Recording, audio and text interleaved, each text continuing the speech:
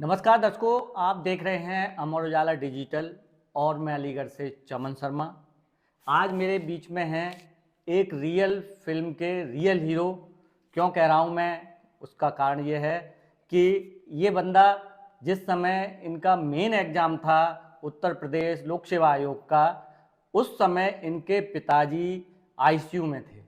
और आप खुद सोच सकते हैं कि जिनके पिता आईसीयू में हों और वो बंदा मेन एग्ज़ाम लिख रहा हो तो उसकी मानसिक स्थिति क्या हो सकती है, वो किस तरीके से उस पर काबू पाते हुए और उसमें सफलता अर्जित करते हैं। तो मेरे साथ में हैं मनोज कुमार भारती जी, जो कि मैं आपको बता दूं पहले कि जो इस बार के जो उत्तर प्रदेश लोक सेवा आयोग का जो रिजल्ट घोषित हुआ है उसमें पूरे यूपी में 5वां स्थान इन्होंने हासिल किया है और 5वां स्थान हासिल करके इन्होंने नाम रोशन किया है अपने जो गृह जनपद है उसका और साथ ही साथ पूरे यूपी का। तो आज इन्हीं से हम बातचीत करेंगे कि आखिर किस तरीके से इन्होंने यह सफलता अर्जित की। तो मनोज जी, आपका स्वागत है अमर उजाला डिजिटल में। धन्यवाद आपका। तो मनोज जी, सबसे पहले तो शुभकामनाएं आपके लिए कि आपने 5वीं रैंक हासिल की। पर सबसे पहले जैसे जानना चाहेंगे हम आपके बैकग्राउंड से कि आपका जो बैकग्राउंड है पारिवारिक वो क्या रहा। तो जैसा आपने बताया कि मेरा नाम मनोज कुमार भारती है, मैं बहराइच जिले से संबंधित हूँ, लखनऊ के पास पड़ता ही जी मेरी प्रारंभिक शिक्षा बहराइच से हुई है। उसके बाद मैंने गाजियाबाद से मैकेनिकल इंजीनियरिंग की है। जी। उसके बाद दिल्ली में 3 साल तैयारी की है अच्छा और ये मेरा 4th अटेम्प्ट था पीसीएस का, तीसरा इंटरव्यू और दूसरी जॉब है ये मेरी। अच्छा अच्छा सर, जैसा कि आप यहाँ पर अलीगढ़ में जिला सेवा योजना अधिकारी हैं और पिछली बार भी आपने उत्तर प्रदेश लोक सेवा आयोग का निकाला था जिसके बाद आप यहाँ नियुक्त हुए थे। तो जैसा कि जानना चाहते हैं हर कोई कि आपने जो इसकी तैयारी हिंदी मीडियम से की या इंग्लिश मीडियम से की। नहीं, मेरा मीडियम इंग्लिश था क्योंकि मेरा ग्रेजुएशन इंग्लिश में था, तो इंग्लिश में पकड़ बनी हुई थी मेरी, तभी से इंग्लिश मीडियम है मेरा। अच्छा, अब आती है बात कि इसकी तैयारी आपने कैसे की। जैसे कि लोगों का कहना होता है कि सेल्फ स्टडी करनी चाहिए या कोचिंग करनी चाहिए, तो वो किस तरीके से।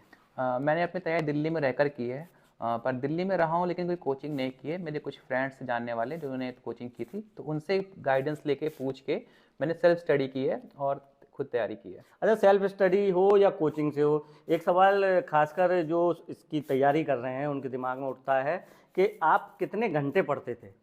ये बहुत ही कॉमन क्वेश्चन है। हाँ, ये बहुत कॉमन क्वेश्चन है कि लोग घंटों के पीछे भागते हैं कि वो 12 पढ़ता है, मैं 14 पढ़ूंगा, फिर 16 पढ़ेंगे तो इतना अच्छा होगा। ऐसा नहीं होता है, आपके क्वालिटी घंटे मैटर करते हैं। एक बेसिक स्टैंडर्ड अगर माने तो लगभग 8 से 10 घंटे सफिशिएंट होते हैं किसी भी एग्जाम को निकालने के लिए, जी जी। वो चाहे यूपीएससी हो या यूपीपीसीएस हो। तो मुझे लगता है 8 से 10 घंटे काफ़ी सफिशिएंट हैं, लेकिन आपको उन घंटों को क्वालिटी टाइम में बनाना पड़ेगा।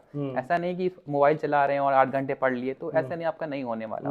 और मतलब किसी के बहकावे में नहीं आना कि वो 16 घंटा पढ़ता है, वो 18 घंटा पढ़ता है तो उसी का सिलेक्शन होगा, ऐसा कुछ नहीं है। मेरे जानने वाले में 6-6 घंटे पढ़ने वालों का भी हो गया है और 18-18 घंटे पढ़ने वालों का भी नहीं हुआ है।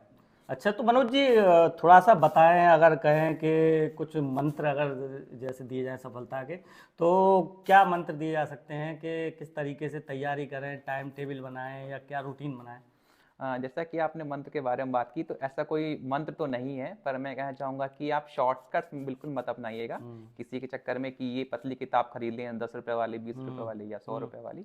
जो स्टैंडर्ड बुक होती हैं उनका कोई आपका अल्टरनेटिव नहीं है, आपको वो पढ़नी ही पड़ेंगी, चाहे आप उनको आज पढ़िए या कल पढ़िए। उसके बिना आपका सिलेक्शन नहीं होना है, आप कितना भी इधर उधर भरम लें, ठीक है ना। अच्छा अच्छा, आपके लाइफ में ये टर्निंग पॉइंट कैसे आया कि हाँ मुझे पीसीएस बनना है, आईएएस बनना है, तो टर्निंग पॉइंट क्या था वो। ये मेरा ग्रेजुएशन में पहले लगता था कि मुझे जाना है टेक्निकल सेक्टर में, जी जी। पीएसयूज में जाना है, ओएनजीसी में, गेल में, भेल में। हाँ। फिर मुझे लगा कि नहीं, इससे भी अच्छा अगर कुछ मिल सकता है, क्योंकि अच्छे सेक्टर्स वो भी हैं, पर अच्छे सेक्टर विद पावर अगर मुझे मिल सकता है अपॉर्चुनिटी, तो मुझे क्यों ना उस तरफ जाना चाहिए। तो 3rd ईयर से मेरा झुकाव सिविल सर्विस की ओर काफ़ी ज़्यादा बढ़ गया था और मैंने प्रिपरेशन शुरू कर दी थी वहीं से। अच्छा अच्छा अच्छा, जैसा कि हमें जानकारी है कि आपने जो संघ लोक सेवा आयोग है उसकी तैयारी कर रहे हैं, उसके लिए एग्ज़ाम भी दे चुके हैं, तो अब आप पीसीएस के लिए सेलेक्ट हुए हैं, जैसा कि शायद डिप्टी कलेक्टर ही आप बनेंगे, तो आगे क्या आपकी और भी तैयारी है कि आईएएस के लिए। हाँ, मैं एक बेसिकली यूपीएससी एस्पिरेंट हूँ, मेरा पीसीएस पे इतना कभी फोकस नहीं था। वो तो 2021 में मैंने पीसीएस यूपीएससी का इंटरव्यू भी दिया हुआ है, लेकिन मेरा फाइनल सिलेक्शन कुछ नंबर से रुक गया था। तो मेरा मेन गोल तो आईएएस बनना ही है, उसके लिए मैं लगातार प्रयास करता रहूँगा। अच्छा, एक चीज़ और बताइए, जैसा कि अब जो ज़माना बदल रहा है, तो इस समय जो सोशल मीडिया का ज़माना है, तो कुछ लोग सुने जाते हैं कि सोशल मीडिया के द्वारा तैयारी करते हैं, गूगल के द्वारा, यूट्यूब के द्वारा, जो सोशल मीडिया मंच हैं। तो आप कितना मानते हैं कि इसे पीसीएस एग्ज़ाम या आईएएस एग्ज़ाम के लिए ये कारगर साबित होती है? तो देखिए ये एक बैलेंस क्वेश्चन है, मतलब डिपेंड करता है कि आप उसको कैसे यूज़ करते हो। मैं खुद सोशल मीडिया काफ़ी ज़्यादा यूज़ करता हूँ, पर ये दोधारी तलवार है। अगर आप उसको ज़्यादा यूज़ कर लेंगे तो फिर आपकी ये लाइफ खा जाएगी।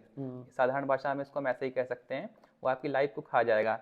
लेकिन अगर आप उसको बैलेंस वे में यूज़ करते हैं, आप अच्छे प्लेटफॉर्म जैसे यूट्यूब में अच्छे अच्छे वीडियोज़ हैं इन्फॉर्मेटिव, उनको यूज़ करते हैं और अपनी नॉलेज को बढ़ाते हैं, तो वो आपके लिए हेल्पफुल हो सकते हैं। लेकिन अगर आप उसको ओवर यूज़ करते हैं, इंस्टाग्राम, ट्विटर, फेसबुक, इसी में घुसे रहते हैं पूरा दिन, तो वो आपका टाइम, समय, मनी सब कुछ खा जाएगा वो। अच्छा। अच्छा, आप इस अपनी जो सफलता है, इसका आप श्रेय किसको देंगे? सफलता का श्रेय सबसे पहले अपने माता पिता को देना ही चाहूँगा, क्योंकि उन्होंने मुझे काफ़ी छूट दे रखी है कि आपको जो करना हो वो करिए। उन्होंने कभी पूछा नहीं कि आप कौन सा कोर्स करने वाले हो। मैं बताना चाहूँगा आपके चैनल के माध्यम से, मेरा चयन आईआईटी में हुआ था, IIT Mandi electronics and communication branch.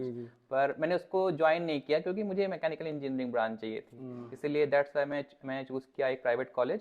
फिर भी उन्होंने कुछ बोला नहीं, मतलब उन्होंने बोला जो आपको करना हो वो करो।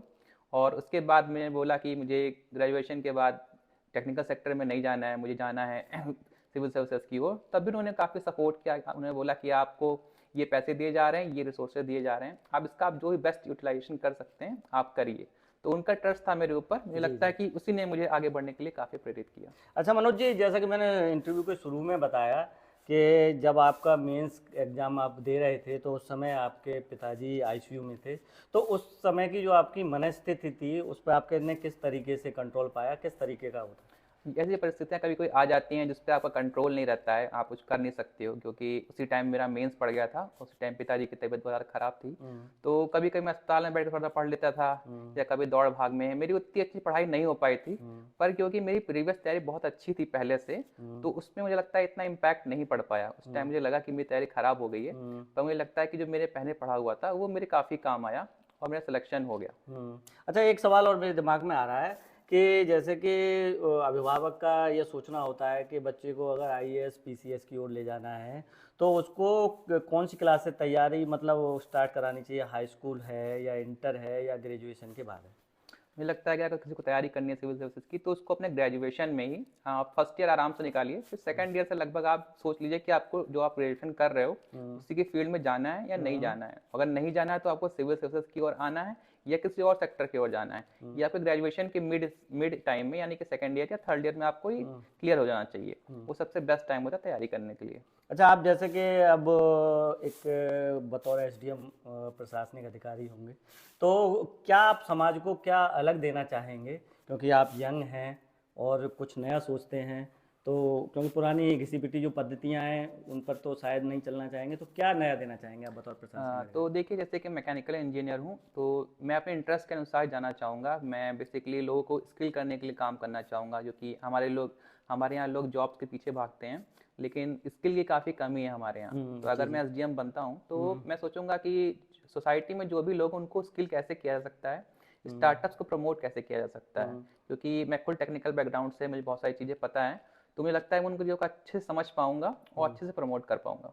अच्छा, हम अंत में, आपने क्योंकि बताया कि आप इसका श्रेय अपने माता पिता को देते हैं, तो क्योंकि जो हमारे दर्शक हैं वह जानना चाहेंगे कि कुछ परिवार के बारे में अपना बताइए कि आपके पिताजी क्या करते हैं, माताजी क्या करती हैं, परिवार में कौन कौन है? मेरे पिताजी एक स्कूल टीचर हैं और मेरी माताजी स्वास्थ्य विभाग में एज अ सुपरवाइजर काम करती हैं। अच्छा। मेरा एक बड़ा भाई है, वो केवीएस में टीचर के तौर पे कार्य कर रहा है। अच्छा अच्छा। हाँ, और मैं छोटा हूँ सबसे घर में। सबसे छोटे हो?